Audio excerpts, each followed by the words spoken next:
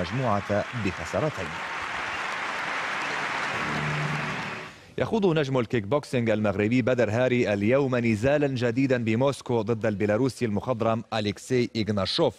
يأتي ذلك ضمن النسخة الثانية من منافسات منظمة الليجند الأسطورة، ويشهد المساء نفسه إقامة 8 نزالات أخرى بالكيك بوكسينج والألعاب القتالية المختلطة، أبرزها بين الأسطورة الكرواتي ميركو كروكوف والروسي أليكسي ألينيك.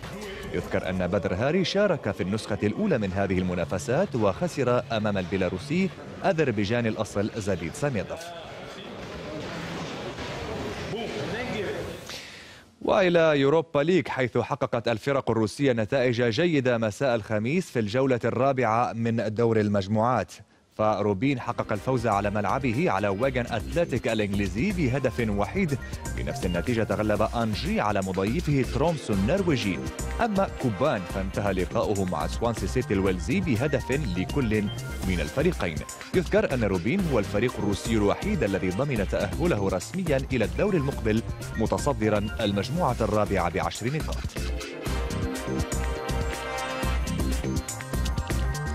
وفي أبرز باقي المباريات، تغلب توتنهام هوتسبير على الشريف المولدوفي 2-1 مسجلا فوزه الرابع وضامنا التأهل.